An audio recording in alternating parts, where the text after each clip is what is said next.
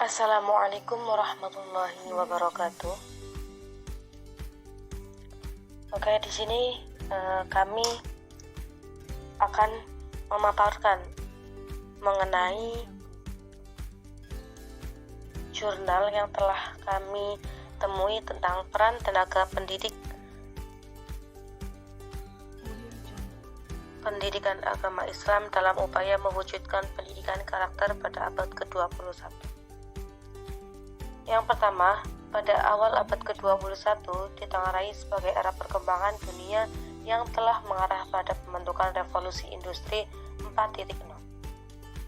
Di era ini, ilmu pengetahuan dan teknologi yang canggih telah berhasil dikembangkan oleh manusia modern, sehingga segala macam masalah kehidupan manusia dapat teratasi. Namun, pada sisi yang lain, dunia itu mengakui bahwa pesatnya perkembangan ilmu pengetahuan dan teknologi telah membawa lebih banyak kebahagiaan dalam kehidupan mereka. Namun, di sisi lain, kenyataannya justru menunjukkan hal sebaliknya.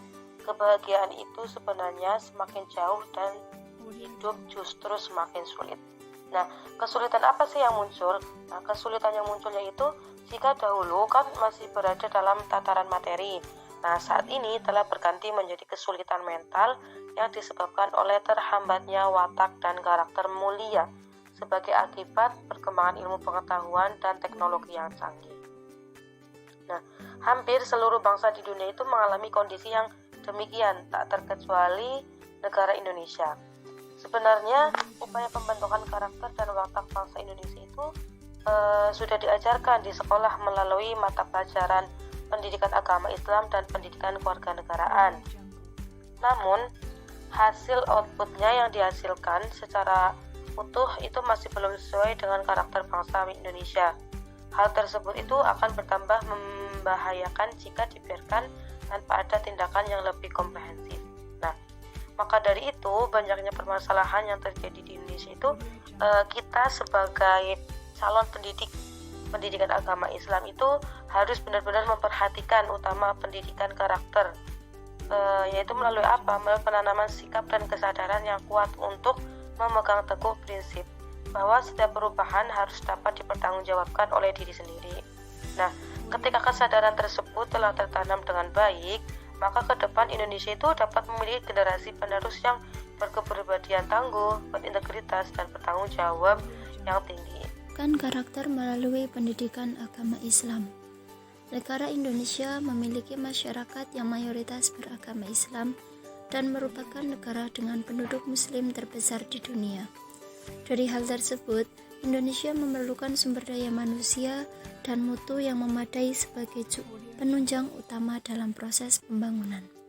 Apalagi di tengah kondisi yang seperti sekarang ini, di mana fenomena dekadensi moral tengah menurun di lingkungan masyarakat, khususnya generasi muda.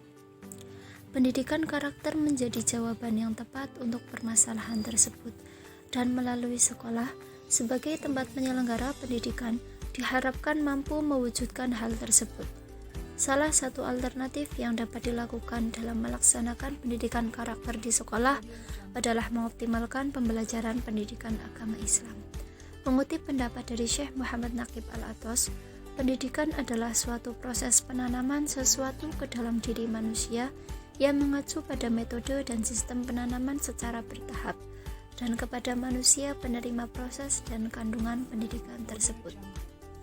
Dari pendapat Syekh Muhammad Naqib Al-Athos, ada 3 unsur yang dapat membentuk pendidikan. Yang pertama, proses.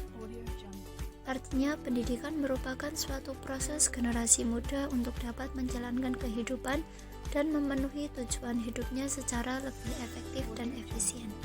Dengan penanaman pendidikan agama Islam sejak dini, diharapkan individu akan tumbuh dengan baik, karena karakter seseorang akan muncul dari kebiasaan yang dilakukan secara berulang-ulang dan dalam waktu yang lama serta adanya teladan dari lingkungan sekitar. Yang kedua yaitu kandungan. Pendidikan agama Islam merupakan pilar utama dalam pendidikan karakter, di mana melalui pendidikan agama Islam, siswa diajarkan akidah sebagai dasar agamanya, Al-Quran dan hadis sebagai pedoman, dan fikih sebagai rambu-rambu hukum dalam beribadah, serta mengajarkan akhlak dan keteladanan yang baik dalam kehidupan. Yang ketiga, penerima. Generasi muda sebagai penerus bangsa tentunya diharapkan mampu menjadi penerus yang tidak hanya cerdas dalam bidang intelektual, akan tetapi juga memiliki karakter yang berbudi pekerti luhur, santun, dan memiliki nilai religius yang tinggi. Dari ketiga hal tersebut, adanya peran pendidikan agama Islam diharapkan mampu menghasilkan manusia yang selalu berupaya menyempurnakan iman, takwa, dan berakhlak mulia. Keberhasilan pembelajaran pendidikan agama Islam di sekolah tentunya tidak terlepas dari adanya penerapan metode pembelajaran yang baik dan peran dari tenaga pendidik yang tepat. Peran tenaga pendidik pendidikan agama Islam pada abad 21. Abad 21 yang dimulai 2001 hingga saat ini sudah banyak perubahan pada aspek pendidikan, mulai dari pergantian kurikulum, sistem pendidikan, dan sebagainya. Pada abad ini pula, peradaban akan terus bertambah maju. Seharusnya hal tersebut juga berlaku dan terjadi pada dunia pendidikan. Pada abad ini, kita mengenal istilah "the world is my class", menjadikan cerminan bahwa dunia dan segala isinya dapat dijadikan tempat belajar bagi manusia. Maka dari itu, proses KBM tidak terbatas pada ruang kelas saja, namun dilakukan dimanapun dan kapanpun. Di samping itu, tenaga pendidik tidak juga bukan lagi satu-satunya sumber pengetahuan, namun saat ini peserta didik mampu mengakses segala informasi melalui internet, kapan saja mereka mau. Saat ini, tenaga pendidik lebih berperan sebagai fasilitator, pendamping, dan pelatih para peserta didik saat proses KBM berlangsung. Meski bukan sumber pengetahuan yang diutamakan sebagaimana dahulu, keberadaan tenaga pendidik pada masa ini tetap sangat dibutuhkan. Terlebih, tenaga pendidik yang berkonsentrasi pada pendidikan agama Islam.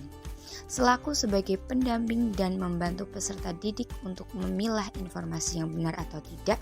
Selain itu, peran dan tugas yang besar dalam membentuk karakter diemban oleh tenaga pendidik pendidikan agama Islam, yaitu dengan menuntun peserta didik dengan dasar ilmu agama, mengajarkan etika, dan menjadi teladan bagi peserta didik. Maka dalam melaksanakan program atau proses KBM, tenaga pendidikan agama Islam tidak hanya transfer of knowledge saja, namun juga transfer of value dengan menyentuh paradigma peserta didik yang salah terkait pendidikan. Tenaga pendidik yang sesungguhnya bagaikan seorang pengasuh yang mengasuh dengan sentuhan personal, fisik, pergerakan, pemikiran, dan batinnya. Menjabat tangan guru sebelum proses KBM dimulai menjadi bukti nyata dari sentuhan fisik. Kemudian tenaga pendidik mendoakan peserta didik sebagaimana doa yang dipanjatkan untuk putra-putri kandungnya. Ini perwujudan dari sentuhan batinnya.